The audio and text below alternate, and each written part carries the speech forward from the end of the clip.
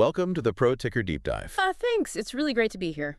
Usually when we sit down on a Monday morning, we're looking back at a relatively calm week. Yeah, a normal week. Right. Maybe we're dissecting a quarter's worth of earnings reports, or perhaps we're analyzing a trend that has been slowly building over the last 5 years. We usually have the luxury of perspective.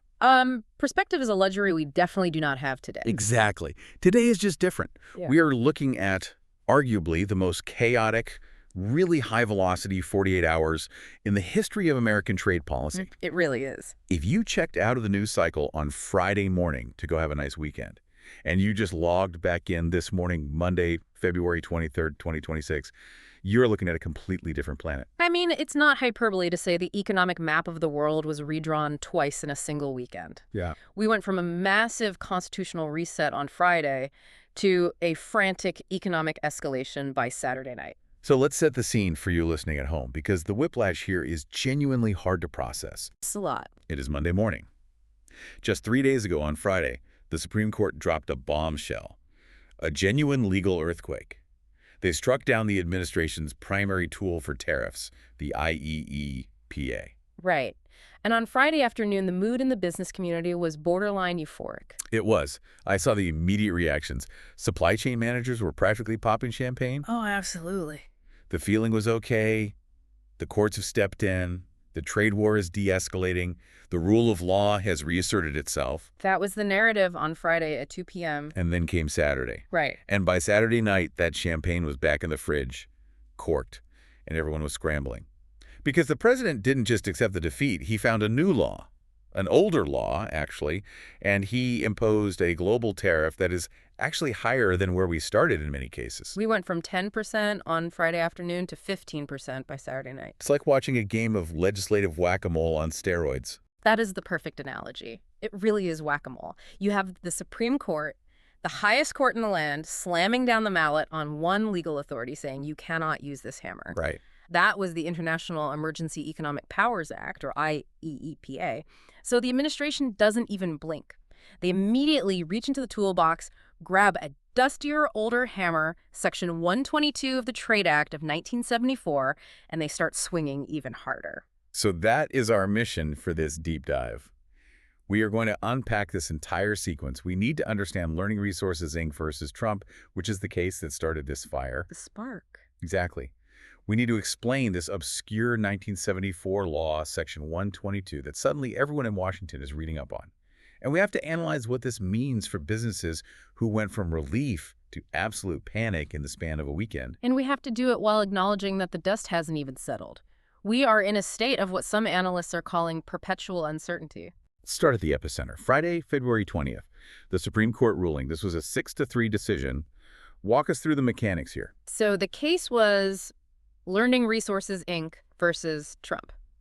And it's interesting that it wasn't a massive conglomerate that brought this down. It was an educational toy company. I love that detail. Yeah. A toy company taking on the White House. Exactly.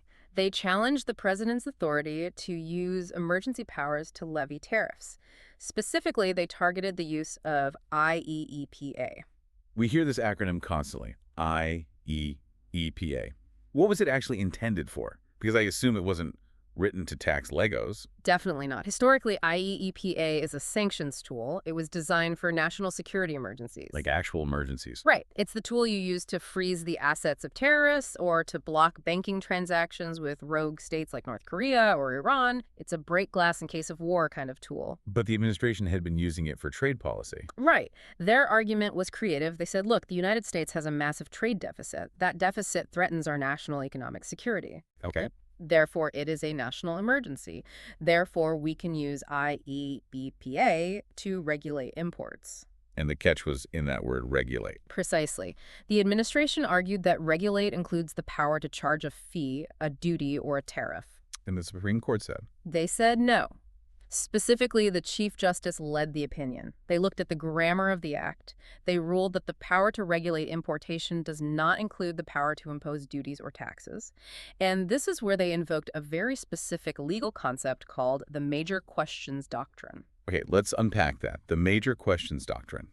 It sounds like the title of a spy novel, but it's becoming the most important concept in modern administrative law. It really is. Yeah. The major questions doctrine is the court's way of saying that if Congress wants to give the president the power to do something with vast economic and political significance, like imposing billions of dollars in taxes on the American public, Congress has to say so clearly. They have to be explicit. Exactly. You can't just hide it in the fine print.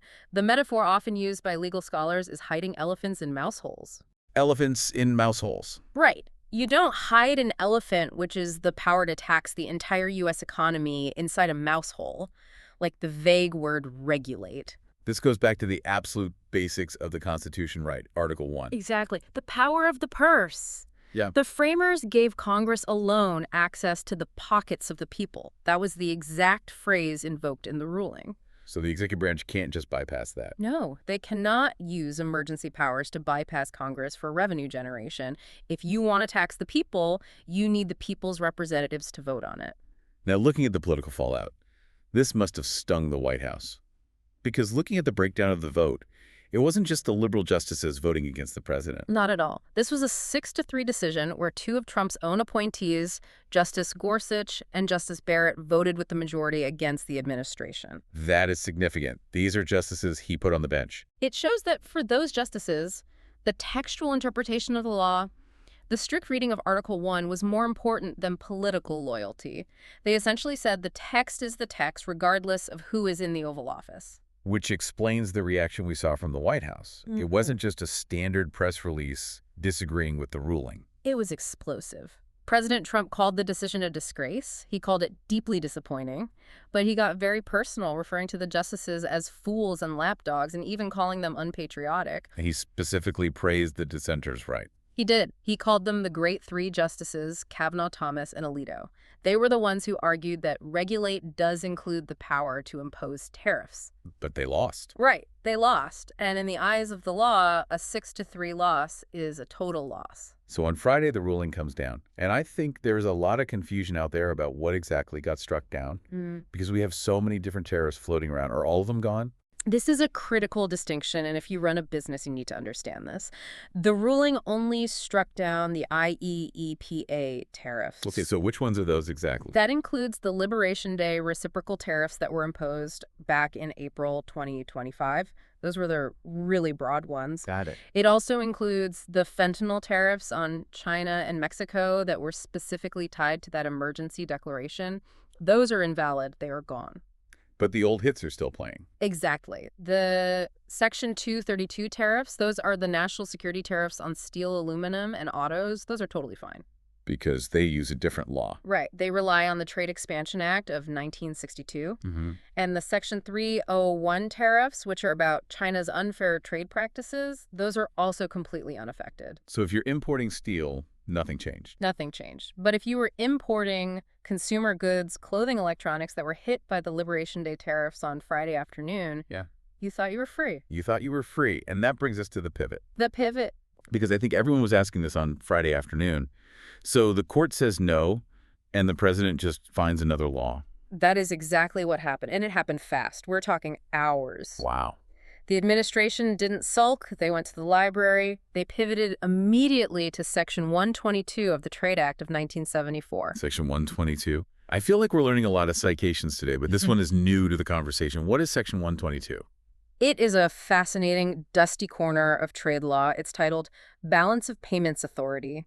Essentially, it allows the president to impose import surcharges up to 15% if the United States is facing large and serious balance of payments deficits. Okay, large and serious. Do we have a deficit? We do. In 2025, the U.S. trade deficit hit $901 billion.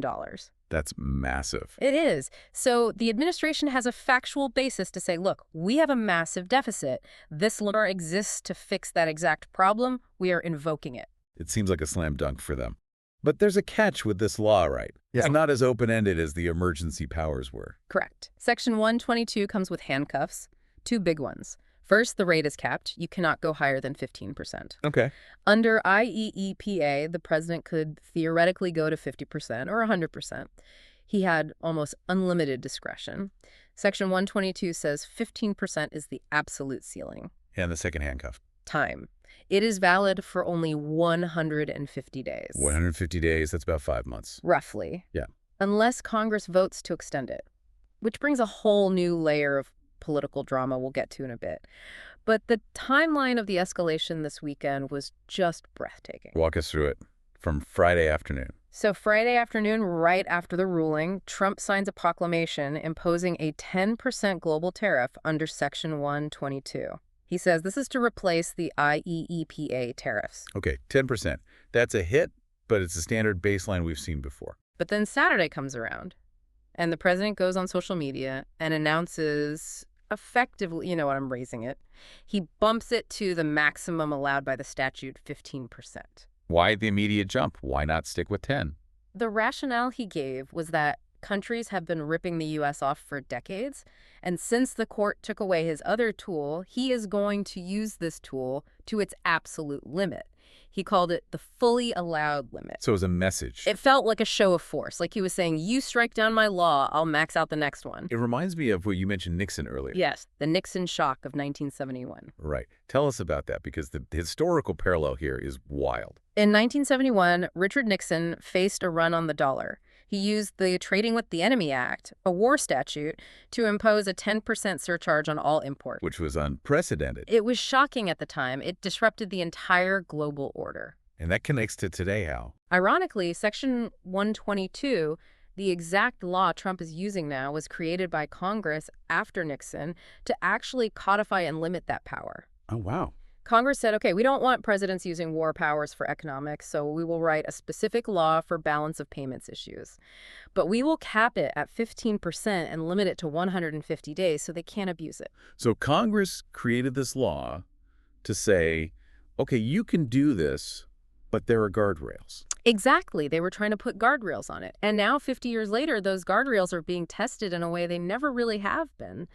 It's an untested legal maneuver in the modern era of floating exchange rates. Right, because back in Nixon's day, currencies were pegged. Exactly. They were pegged to gold or the dollar. Now they float. So proving a balance of payments crisis is economically much more complex today than it was in the 70s. But practically for the business owner waking up on Monday, the legal theory doesn't matter as much as the bill they have to pay. Precisely. The theory is for the lawyers. The bill is for the accounts payable department. Which brings us to the economic mess.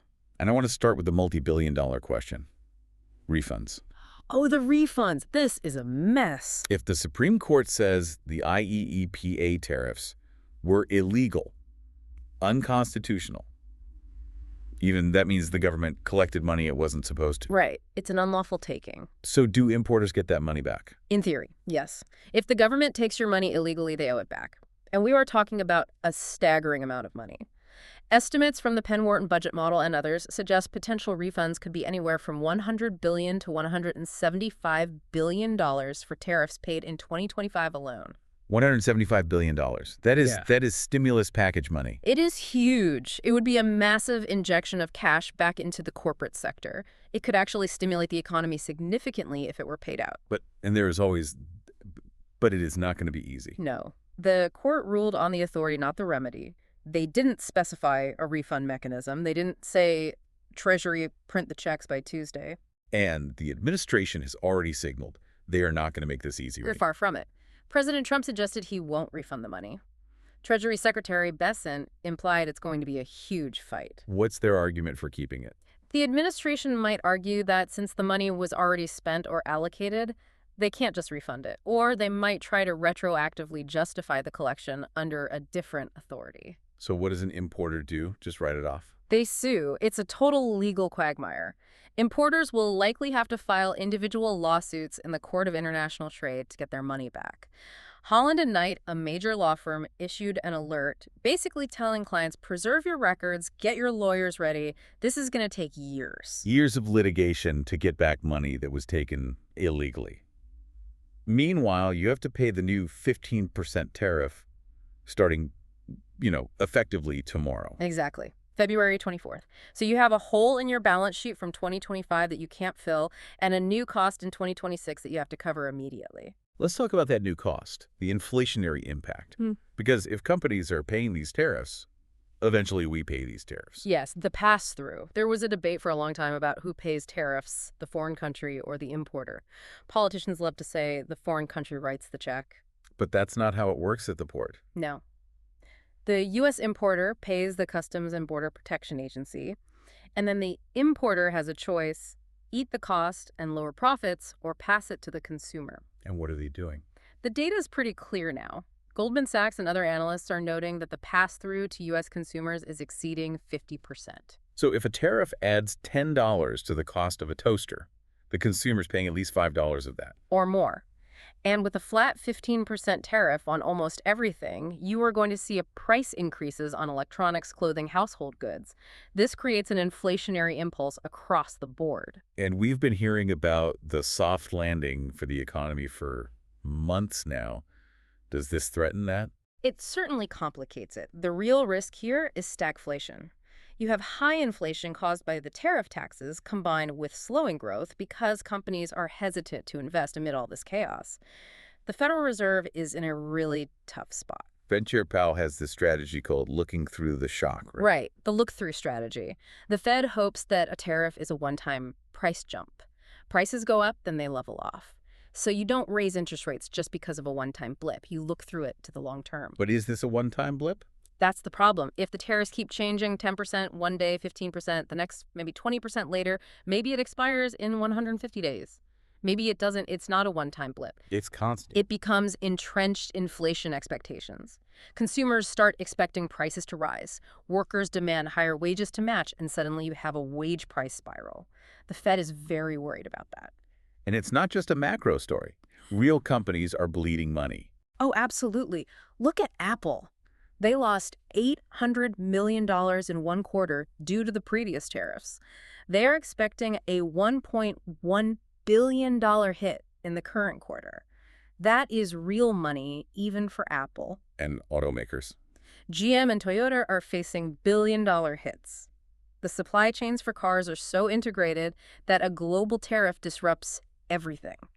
Parts cross borders multiple times. If each crossing gets taxed 15%, the cost of a car explodes. And retailers like Nike, Gap, Macy's, they are scrambling too. They're facing what's being called the inventory cliff.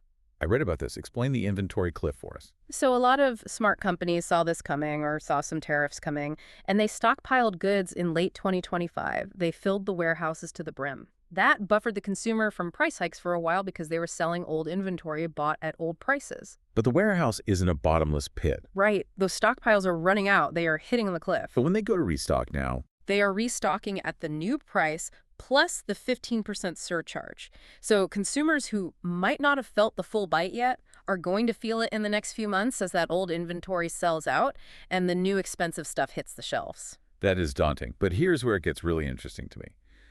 The global reaction. Because the U.S. doesn't operate in a vacuum. We have trade deals. Or we thought we had trade deals. This is the deal is a deal problem. Right.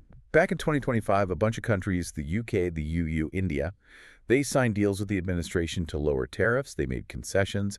They agreed to buy more U.S. goods or lower their own barriers to get their tariff rates down to 10% or even 0 on some things. Correct. They played ball. They thought they had bought insurance against a trade war. And now? Now they are looking at this new Section 122 proclamation, which says 15% global tariff. And they're asking, wait, does this override the deal we just signed? And does it? It seems like it does. The administration is signaling that Section 122 is a blanket surcharge. It sits on top of everything. It doesn't care about your deal. The Europeans must be furious. Furious is an understatement. The EU Commission explicitly said a deal is a deal. They have this Turnberry Agreement named after the golf course, where it was negotiated, of course, that set a 15% cap, but with lots of caveats. Now, that is in jeopardy. So what's their move? The EU Parliament is freezing ratification. They are basically saying, we are not moving forward until you clarify if you are honoring your word. And the UK.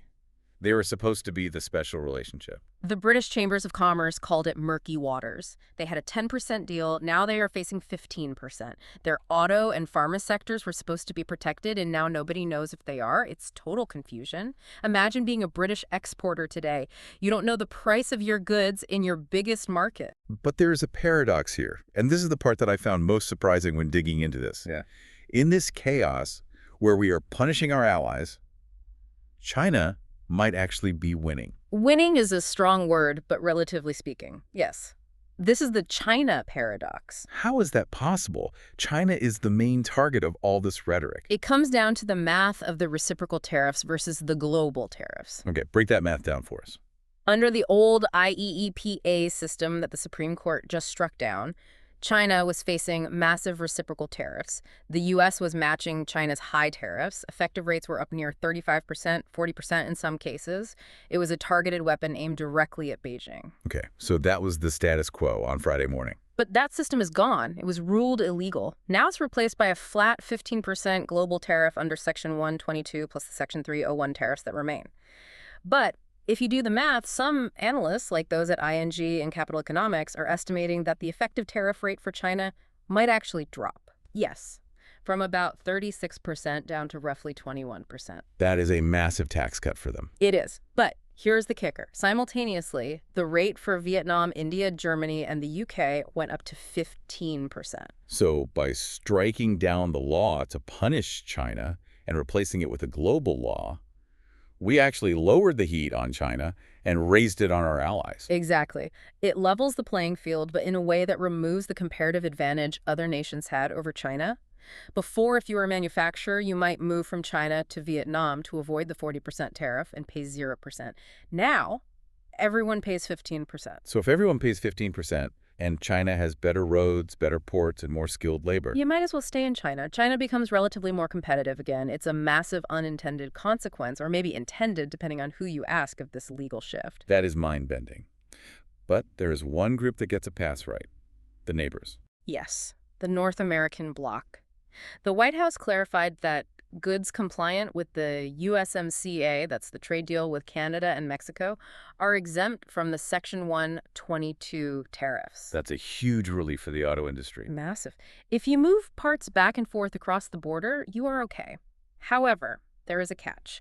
The fentanyl tariffs, which were imposed under a different emergency act, the National Emergencies Act, might still apply to non-compliant goods. So it's not a total free pass, but it's a lifeline compared to what Europe or Asia is facing. So we have a 15% tariff, we have angry allies, we have a confused China that might actually be paying less, Yeah. and we have a clock ticking.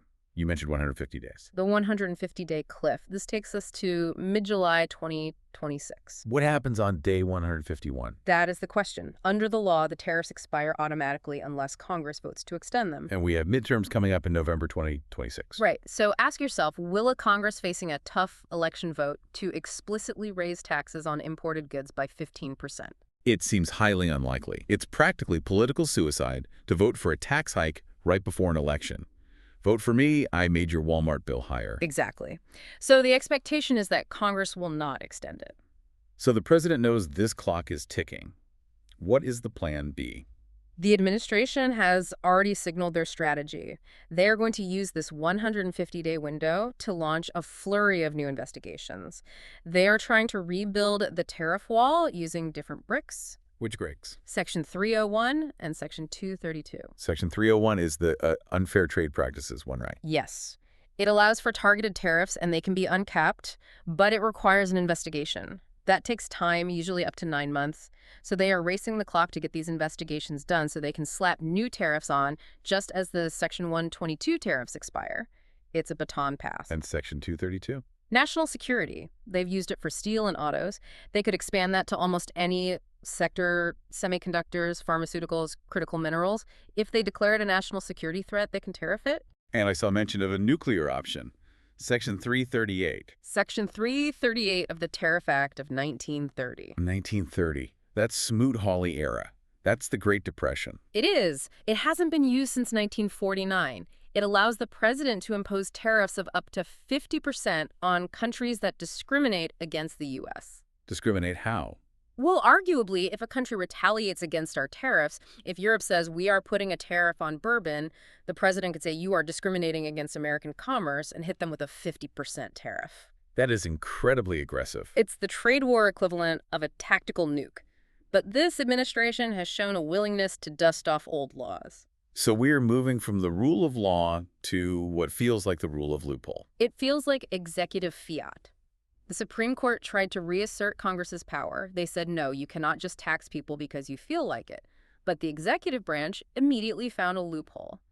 And the result is a state of perpetual uncertainty. And that uncertainty is poison for business. It really is. How do you plan a supply chain for 2027 when you don't know if your tariff rate is 0%, 10%, 15%, or 50%? You can't. One tariff falls, another rises. Legal challenges take years. And there's the geopolitical risk, too. If we keep doing this, eventually the other side shoots back. Retaliation is inevitable. The EU has this new tool called the anti-coercion instrument. They built it specifically for this kind of scenario. China has its own toolkit.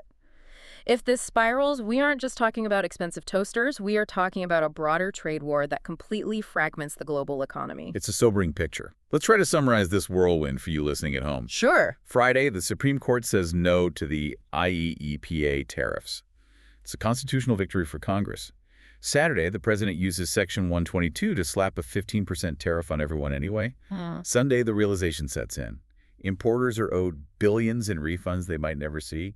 Prices are going up, allies are angry, and China might be paying less. That is the weekend in a nutshell. And the final thought, as we wrap up this deep dive, I keep coming back to the institutions. What stands out to you the most? Well, the Supreme Court did its job right. They interpreted the Constitution. They struck a major blow for the separation of powers. They said the president isn't a king who can tax at will.